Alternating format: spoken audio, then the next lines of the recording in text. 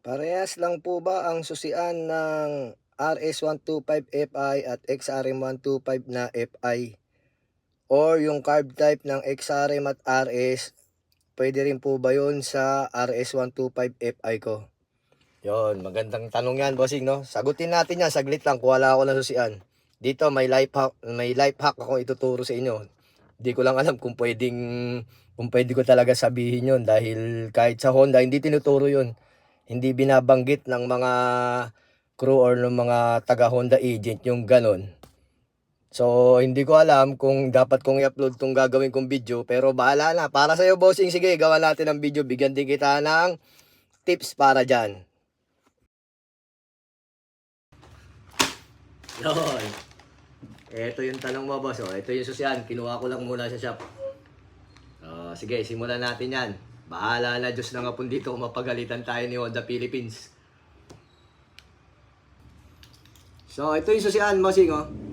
Pag bumili kayo kay Honda na susian, kasama na yung compartment. Ayan.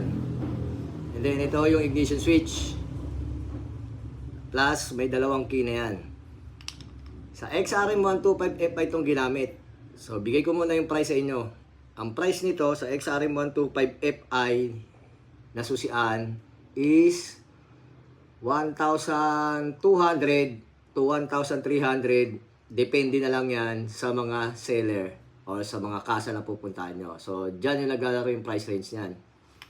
Ngayon, pagka RS125Fi yung motor mo, ang presyo ng susian ng RS125 na Fi ay 2,400 to 2,500. Diyan naman naglalaro yung price range niyan. So, ganun kamahal, mahigit 1,000 yung price difference silang dalawa. So, balik tayo sa tanong mo, boss, kung pwede ba yung susian ni XRM ang Fi sa RS125Fi. O, ito yung sagot.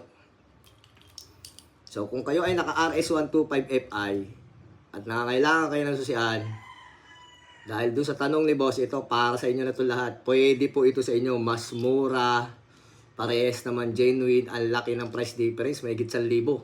Diba? Walang kaibahan yan. Plug and play lang yan. Wala kayong babaguhin, itutusok nyo na lang to. Walang pag-ano, mula sa likuran hanggang doon sa mismong ignition keyset, parehas na parehas yan mga boss. Wala kayong babaguhin, sasalpak nyo na lang yan. Ang code na hanapin nyo ay ito.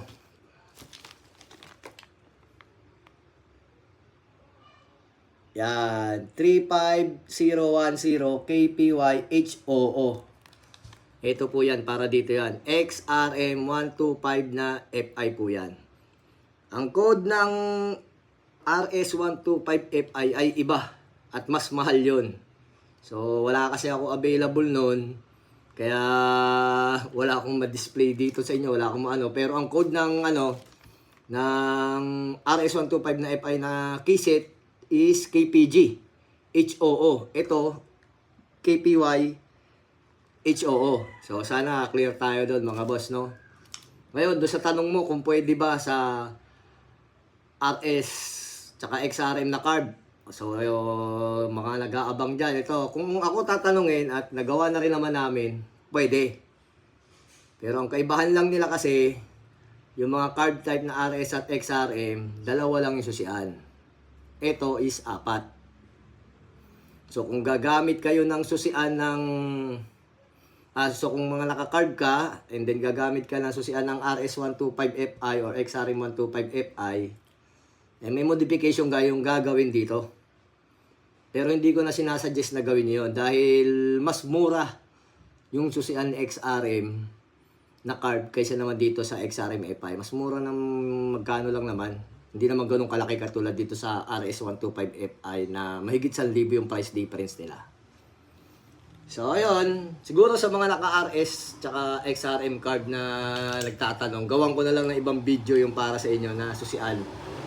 No, may life hack din ako para sa inyo doon, no? Lalo na doon sa mga naka-RS na carb. Sana lang talaga wag akong pagalitan dito ni Honda dito sa ginawa kong video na to kasi kahit sila mismo hindi nila nire-recommend na kung naka-RS-Fi ka, ito ang bilhin mo pang XRM-Fi kasi mas makakamura ka. So kung naka-RS125Fi ka at naghahanap ka ng susian, sabi mo na lang din bilhin, boss, di ba? Available po yan sa aming shop. Message ka lang po sa aming page, Armind Motorcycle Shop. Or direct visit ka na po. Along Commonwealth Avenue lang kami. Or kung malayo ka naman, available din yan sa aming Shopee Store.